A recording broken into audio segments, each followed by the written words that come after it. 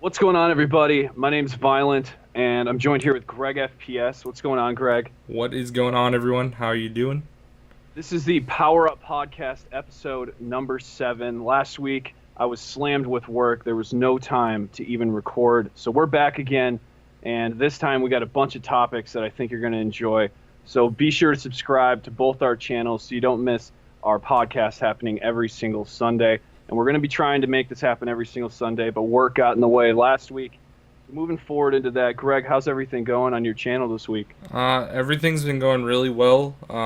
Just making positive improvements day by day, pretty much. One major highlight was Infinity Ward sent me a Raven the Redwoods poster that was signed by the devs.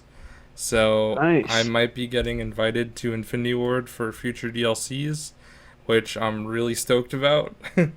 Obviously. Awesome. But I will be uploading that later on this upcoming week, the unboxing of that poster. And But I want to see that yeah, it's gonna be for pretty sure. awesome.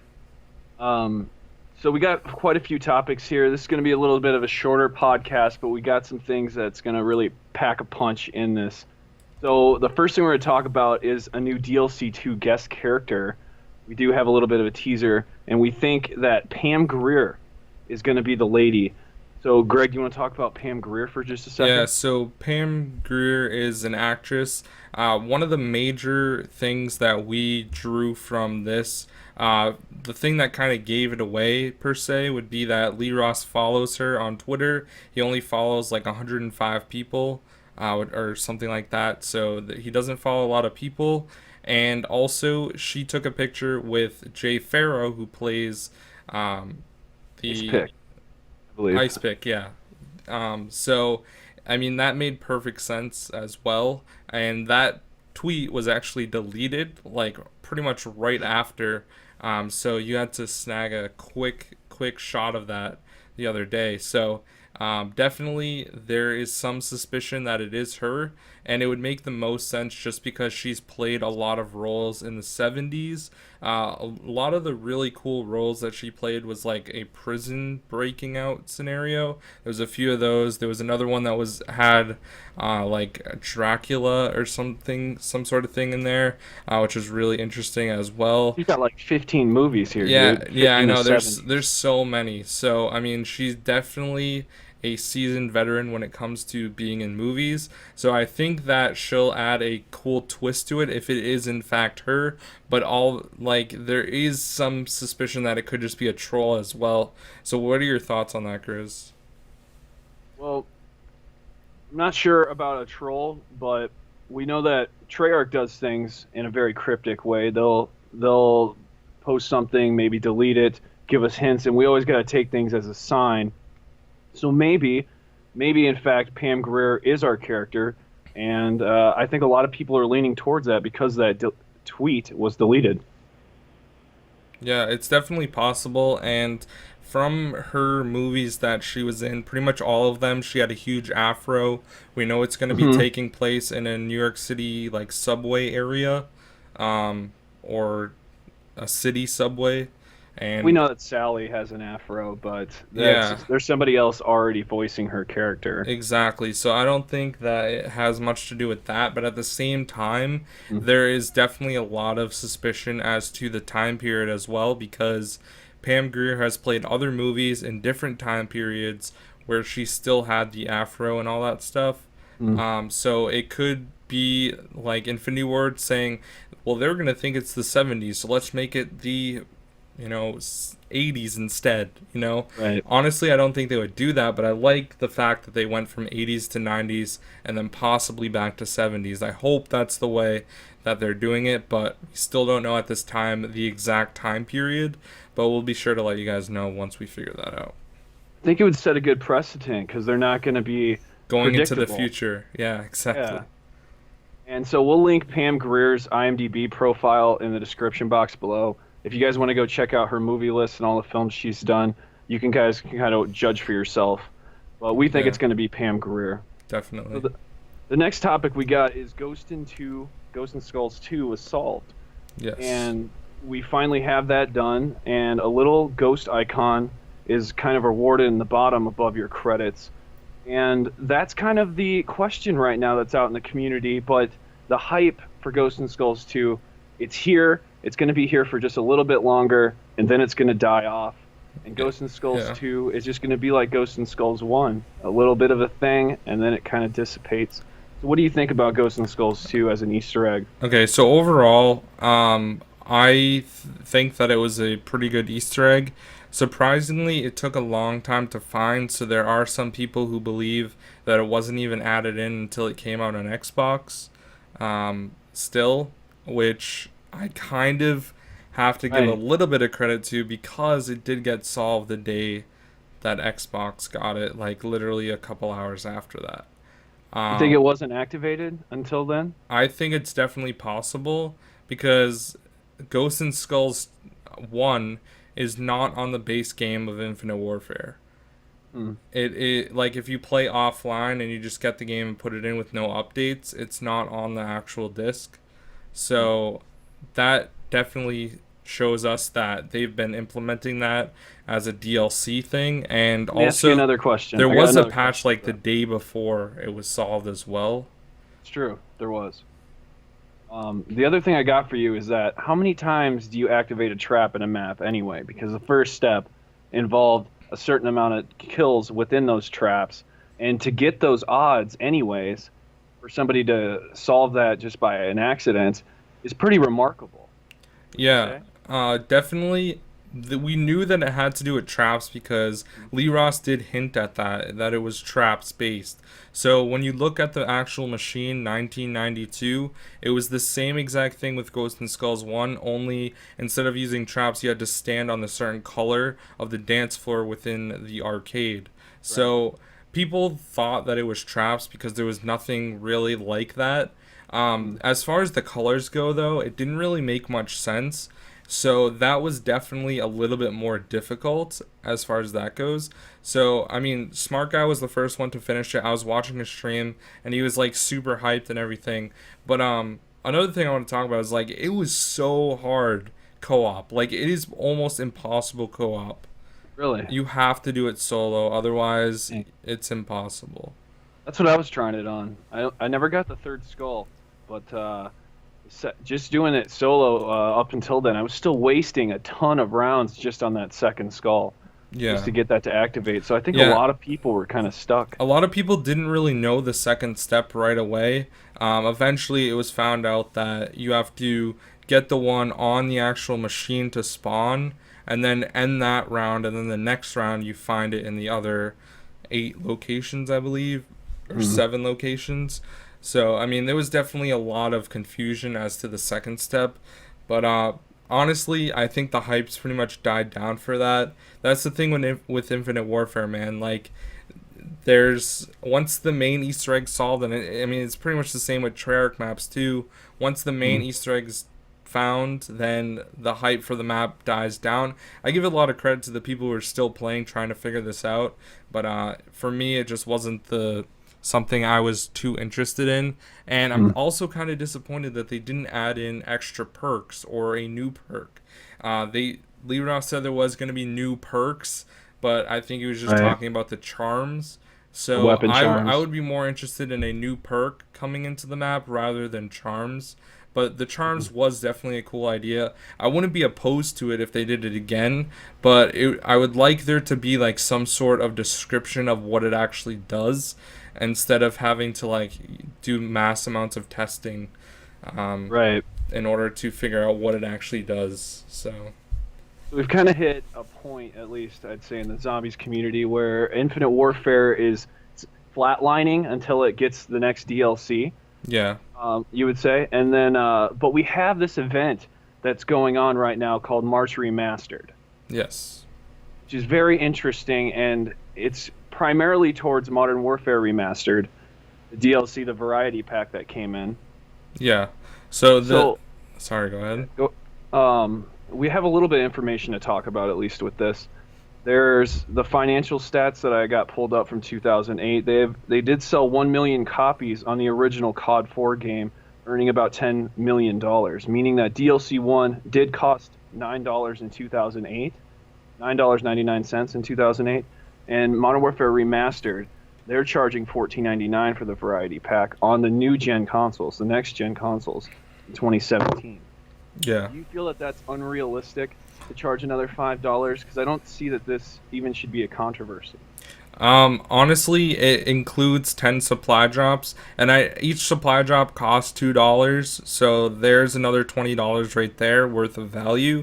If you're someone that's buying supply drops already anyways, I think it's a good deal. But as far as the maps being sold, only 4 of them for the price of $15. Yes, it's a remastered game, but if you think of it the way that you bought the special edition of Infinite Warfare for $80 that included a copy of Modern Warfare Remastered, you could say that they were selling that for $20. And then if you charge the map pack $15, I mean, you're basically charging 75% of what the game cost for one map pack of 4 maps. Now, there is the whole controversy. Everyone's saying that the DLC was going to be free, but they were talking about the other maps that were being added into the game that weren't originally on the game. Those other 6 maps, besides besides the other 10 that came with the game itself on launch. So there definitely is a little bit of stuff going on there. A lot of people are really upset about this. I've seen a lot of people make videos on other perspectives, but at the same time, I feel like when you look at like a Treyarch game, for example, you're paying $15 for a map pack when alone I think the zombies map is well worth $15 in itself. So I feel like Treyarch is kind of underselling for the DLC in a sense, and then they're just remaking 4 maps for the same price, and no one really cares about supply drops, at least I think, because they haven't really added in too many things worthwhile, I would say, in COD 4 Remastered. So I don't know, it's kind of like a 50-50 situation right now as far as like if you think it's a good idea or they think it's a good idea. I kind of don't really care too much because I'm not really playing COD 4 Remastered much anymore. But what are your thoughts on that, Grizz? Well, I was thinking that March Remastered, it's a new event that we got, and it's suspicious because it's got remastered, and everyone is thinking DLC 5 with remastered maps. It's just what we have ingrained in our heads. And when I think about March Remastered, and I look at the statistics, financially, they sold 10 million copies because 1 million people showed up within the first 9 days and actually bought a copy of this DLC variety pack. So I'm not sure if what we're seeing is just all towards Modern Warfare Remastered because of the old statistics. They are proving that it would be worth the sell. So I'm not sure if that's what March Remastered's about, but we may get something in Infinite Warfare. We may get something in Black Ops 3, but I think it's more along the lines of something cosmetic or new weapons. We did just see that happen in Infinite Warfare. We got the RVN and the UDM incorporated as well as the Axe Headsman. And these are things that were added in patches, and I'm not sure if that comes with it or not. Can we just give some props to Infinite Warfare for that too? Like, they aren't only you can only get the special variants from supply drops, but you can unlock the weapons, all the weapons besides the axe, from like doing challenges instead. And if you have the season pass, you get them automatically unlocked. And if you didn't have it, you have to get like 200 kills with a pistol to get the pistol, and I believe it's 200 kills with an energy weapon to get the actual weapon itself that splits up and kind of goes like brass knuckles, which is really cool.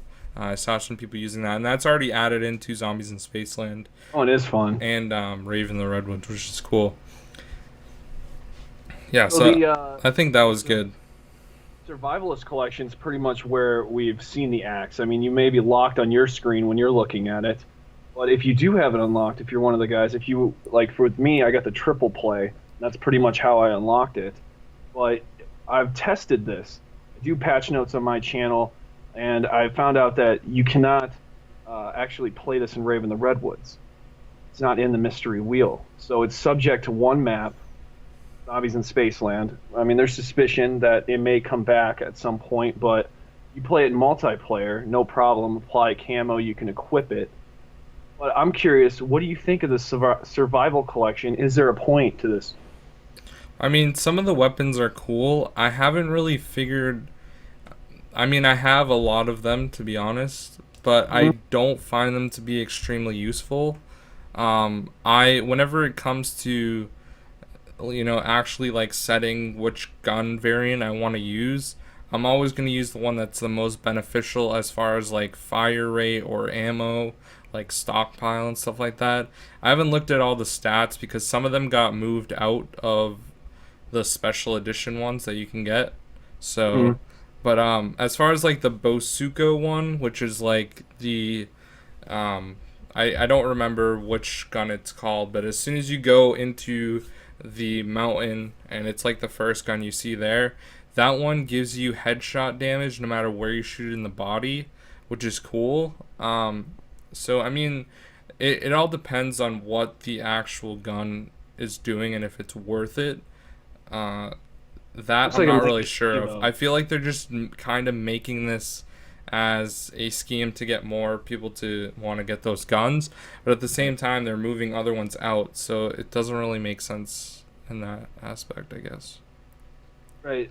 That's kind of what I'm leaning towards too. I don't think it makes a lot of sense right now, at least for us, because when you think of we have a collection of items that's ours. This is something specific to our profile, and maybe we want to customize it, but there's not really options to do that. So I mean, I there's think always stuff they can add in. leaning leaning in a good direction. But as with a lot of things, we got a lot of lost hope when it comes to new game modes and stuff too. So I just think there's things that were missed in our Yeah. zombies mode again. Mhm. At least on this angle, when I think of the survivalist collection, it could be better. They just have to put a little more effort into it. Yeah, and really flesh out what the purpose of it is as well. Yeah, definitely. So if you guys got any other comments on the survivalist collection and what you guys think of it, be sure to comment below what you guys are thinking for that. So the last thing that I got is the soul key and how that relates to the super Easter egg. A lot of people tend to be commenting about the soul key, not the soul key, the Ghosts and Skulls 2 being related to the super Easter egg. Maybe, I mean, we don't really know what the icon is for in Ghosts and Skulls. That's still above our credits. A lot of people are saying that it might carry over to the next one, just kind of saying that you've completed it. But wouldn't you have two skulls if that was the case? Because this is the second time that we beat Ghosts and Skulls. You would have a second skull. So I Yeah, think that's a little disproven at this point. and a lot of people are just saying that it's just the revive token, Hmm. so Yeah, to get yeah. all your perks back. So at this point, I don't think there's enough evidence to support that it does transfer over. I think just the key is the only thing that's going to transfer over. I like what they're doing with the key. I like that there definitely is going to be some sort of end game once we complete all the Easter eggs for the maps. So I'm definitely excited for that. But as for right now, we don't really know too much because we've only had the main map and DLC 1. So there's definitely a lot more potential for future maps. And honestly, I've been really enjoying Infinite Warfare Zombies. It's not lasting super long once stuff gets found out, but each new thing is just like me jumping into a candy store for the first time. Like, so much stuff to I get that explore vibe and too. figure out. So definitely, like, I'm really happy when new stuff gets released because you always have new experiences waiting for you. And hopefully, they can improve upon the methods that they were using for the Easter egg to make it longer and just add a little bit more stuff to that. So, I remember a time when me and you were playing Zombies in Spaceland. We were just going around the Pack-a-Punch machine, the projection room area that's in the middle of the map, and you came to me with this idea that maybe the super Easter egg will have the item in the projection room. yeah. And I thought about that for a long time, even up to this point. And what I think is going to happen is that whether it's a weapon, piece of armor, an attachment, like we've seen in Zombies in Spaceland, we got the Exquisite, and that primarily dealt with Pack-a-Punch. You had to go inside of the projection room to complete that. I think something will be in there that you can pick up and apply to your weapon, or it will be a weapon. inside the projection room, but only accessible if you've beaten all the Easter eggs. I really hope there is something that's exclusive only to people who have completed the Easter egg. Mm-hmm. That's definitely something good that I would like to see, because we don't really see that too much in Treyarch, and the fact that they also gave the RK5 to everyone was kind of Right. disappointing. But it set a new like trend. Yeah, definitely. Yeah. And that's, I mean, Infinity Ward knew straight away. I mean, as soon as we got the first key piece, I mean, that was a dead giveaway that they're working Definitely. for that, because they were definitely getting hints from the community like, hey, like, what's going on here? We wanted something that was across all maps. And I like that they're, hearing from the community, and they've definitely, received a lot of feedback and made a lot of changes, which is good. But at the same time, there's still a lot up in the air. This is Treyarch's third run now. I'd say Infinite Warfare, because they're introducing this new zombies mode for the first time. They're kind of Black Ops 2ing it, if you will, because the Easter egg items, they don't show on your maps yet, like when you're searching for a map. This is Treyarch's third time in. They realized we need super Easter egg icons on every map. It's because they've developed that far ahead already. So Yeah, I mean, they're it's their leading the third full zombies, game sure. of having like a zombies team. Mm. We don't see an Easter egg icon on our new maps for Infinite Warfare zombies, but for a first run, I'd say they're nailing it on the head right now. At least they have the super Easter egg already in the game, and it's working within the maps already as we're playing it. So that's something that is like they're setting a standard. If you're going to make a Call of Duty Zombies, that has to have this material. Yeah, so hopefully the next game by Sledgehammer will follow suit as well with that. So true, so true. Oh, I I'm mean, excited to see what they're going to bring. yeah, dude, for real. It's a Definitely. big mystery, man. There's a lot of different paths they can take. Yeah, and they honestly had really good Easter eggs, despite the fact that it was Exo They Zombies, did. and you have the Exo Zombies EMP did. zombies, which were so annoying, and that was the Hmm. only reason why I The didn't whole like way playing through, it. too. That was They the were in every worst. map. Yeah, no, and it was like so dumb because it slowed you down. You couldn't jump, so you're basically Mm. screwed of all the zombies that are running at you and exo boosting at you. But I think that the Easter eggs, as far as they were kind of. It felt like I was kind of playing like a Black Ops 1 esque Easter Right. egg. They had a little bit of puzzle to it. They weren't too easy, but they weren't like really, really hard either. It was Mm. kind of just like common sense. So if they really hit the nail on the head and make some like cool Easter eggs that aren't too difficult, like say Revelations and shooting rocks, but they're still like a little bit better than the Infinite Warfare ones with the simplicity, I think that we're in for a good treat as far as Easter egg hunting goes, and all the Easter egg hunters, because that's, I feel like that community has kind of emerged, Yeah, it especially definitely in has. Infinite Warfare, but at the same time it kind of hasn't really progressed because the Easter eggs haven't been hard enough yet. Right, but I'll tell you the best one in Advanced Warfare, and it was the platform jumping in Descent. They blew my mind with that step of the Easter egg, where you're platform jumping and they're changing, and you have to beat it. I think 7 different sets of platforms that you have Yeah. to do in Descent, and wow! So they can take it to a whole new level with Easter eggs too. Yeah. That was all outside of the entire map that we were still doing that jumping on platforms. It's insane to There think was about. so many cool things that they added. Like, remember on the boat, you have to like capture the shark and like take the Yeah, thing out of its tooth. yep, That that was was really nuts. awesome. And then Seen anything even like going that. fishing, and then you like teleport to the island, and then you come Mhm. back and you have a shovel that you have to like dig and find an item. I mean, that was really cool. And like that whole map was my favorite one, because like you had the drunk mode by giving like the guy something, and you got like Mhm. a beer bottle, and you had to like go through like a maze drunk. I mean, it was That was cool. nuts. Yeah. So before that, I mean, we had Extinction, and look what Extinction turned into. We got Infinite Warfare Zombies, actually a decent product. So I don't know, Sledgehammer could knock it out of the park with this next one. They got their first round of zombies in. If they don't like it, they can change it. So I'm excited for 2017, 2018. It's going to be a good season. Yeah, and another thing I want to touch on really quick about DLC 5 potentially. Imagine if Treyarch dropped a map each and every month leading up to Black Ops 3. Black Ops 3 or the new Call of Duty? Or their new Call of Duty. Yeah, that would be awesome. I That would be don't awesome. want a DLC where they release all the maps at once. I want it to be spread out. Yeah. Yeah, that would be awesome. Yeah, I mean, And I see like, what you're saying. I see exactly what you're and saying. another thing people are overshadowing as well is like in this remastered month, right? March remastered. Like, there's no reason why Treyarch couldn't announce that they're doing it at the end of That's the true. month. I mean, Yeah. it would make sense, you know.